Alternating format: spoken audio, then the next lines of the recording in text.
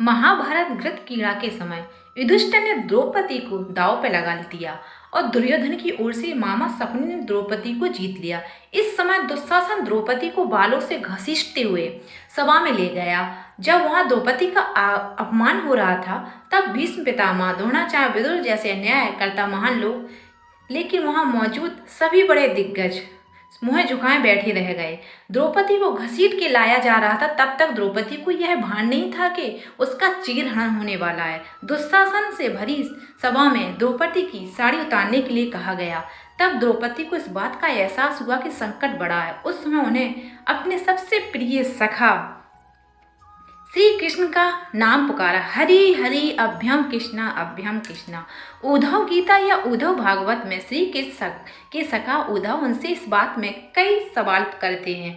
और जानते हैं श्री कृष्ण उद्धव संवाद को। उद्धव कहते हैं, श्री कृष्ण, आप पांडवों के आत्मीय प्रिय सखा थे। आजाद बंधुओं के रूप में उन्होंने हमेशा आप पर पूरा भरोसा किया। कृष्ण, आप महान ज्ञानी, आप भूत वर्तमान भविष्य के ज्ञाता हैं, परंतु आपने सच्चे मित्र की जो परिभाषा दी है, क्या आपको नहीं लगता कि उस परिभाषा के अनुसार आपने कार्य नहीं किया? आपने धर्मराज युधिष्ठिर को जुआ खेलने से रोका नहीं। चलो ठीक है, आपने उन्हें नहीं रोका, लेकिन आपने भाग को भी धर्मराज के पक्ष में नहीं किया। आप चाहते तो युधिष्ठिर जीत सकते, आपसे कम से कम उन्हें धन, राज्य, यहाँ तक कि खुद को दांव पे लगाने के बाद रुक सकते थे। उसके बाद जब उन्होंने अपने भाइयों को दांव पे लगाना शुरू किया, तब तो आप सभा कक्ष में पहुंच सकते थे। आपने वह भी नहीं किया। उसके बाद दुर्योधन ने पांडवों को सदा अच्छी किस्मत वाला बताते हुए द्रौपदी को दांव पे लगाने के लिए प्रेरित किया और हारा हुआ सब कुछ वापस करने का लालच दिया। कम से कम तब तो आप हस्तक्षेप कर सकते थे। अपनी दिव्य शक्तियों द्वारा आप पांसे को धर्मराज की तरफ कर सकते थे। इसके स्थान पे आपने तब हस्तक्षेप किया जब तो द्रौपदी लगभग अपना सिर खो रही थी। तब आपने उसे वस्त्र देकर द्रौपदी का सिर बचाने का दावा किया। लेकिन आप यह दावा कैसे कर सकते हैं? उसे एक आदमी घसीट कर सभा में लाता है, इतनी भारी लोगों के सामने निर्वस्त्र करने के लिए छोड़ देता है। एक महिला का सील क्या बचा? आपने क्या बचाया? अगर आपने संकट के समय अपनों की सहायता नहीं की, तो आपको आपात बंधु कैसे कहा जा सकता है? बताइए, आपने संकट के समय सहायता नहीं की थी या की? क्या यही धर्म है? इन प्रश्नों को पूछते पूछते उद्धव का गला रुध गया।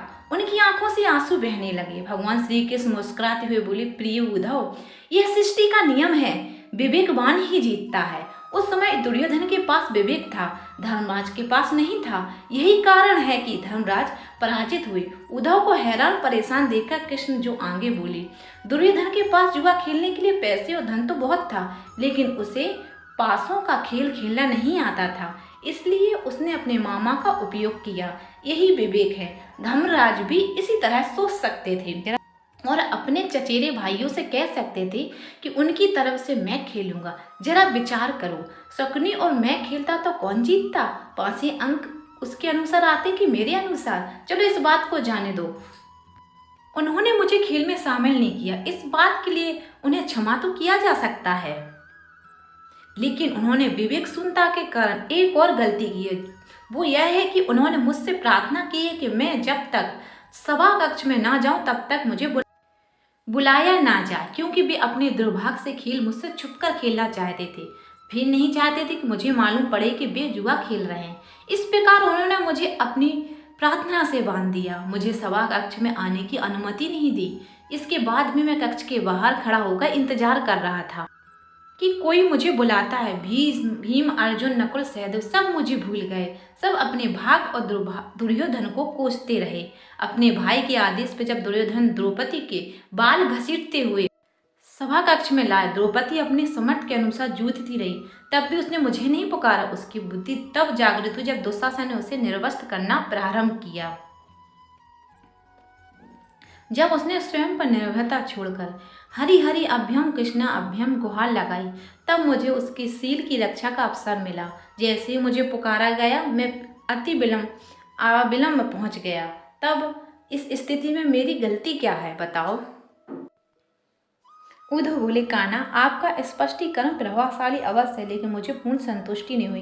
क्या मैं एक और प्रश्न पूछ सकता हूँ? कृष्ण की अनुमति से उन्होंने पूछा। इसका अर्थ यह हुआ कि आप तब जाओगे जब आपको बुलाया जाएगा। क्या संकट से घिरे भक्तों की मदद करने स्वतः नहीं जाएंगे? कृष्ण मुस्कुराए, उद्धव, इस सृष्टि में हर एक का जीवन उसके अपने किए कर्म फल के आधार पर ही संचालित होता है, और ना तो मैं इसे चलाता हूँ और ना ही मैं इसमें हस्तक्षेप करता हूँ, और मैं केवल एक साक्षी हूँ और सदैव तुम्हारे साथ रहकर जो हो रहा है उसे देखता हूँ। यही ईश्वर का धर्म है, उल्हाना देते हुए उद्धव ने पूछा। वाह वाह कृष्णा, इसका मतलब ये हुआ कि आप हमारे समीप खड़े रहकर हमारे सभी दुष्कर्म का निरीक्षण करते रहते हैं। हम पाप से पाप करते रहेंगे और आप हमें साक्षी बनकर देखते रहेंगे। क्या आप क्या चाहते हैं कि हम भूल करते रहें, पाप की गठरी बांधते रहें और उसका फल भोगते रहें? तब कृष्ण जी बोले, उद्धव, तुम शब्दों की गहराई को समझो। जब तुम समझकर अनुभव कर लोगो कि मैं तुम्हारी समीप साक्षी के रूप में हर पल, तो क्या तुम कुछ भी गलत या बुरा कर सकोगे? तुम निश्चित रूप से कुछ भी बुरा नहीं कर सकोगे।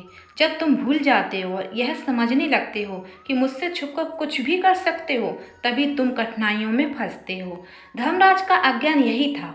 उनने माना कि मेरी जानकारी के बिना जुआ खेल सकते हैं। अगर उसने यह समझ लिया होता कि मैं प्रतीक के हर समय साक्षी के रूप में उपस्थित हूँ, तो क्या खेल का रूप कुछ और नहीं होता? उद्धव मंत्रमुग्ध हो गया और बोले, प्रभु, कितना गहरा दर्शन, कितना महान सत्य है।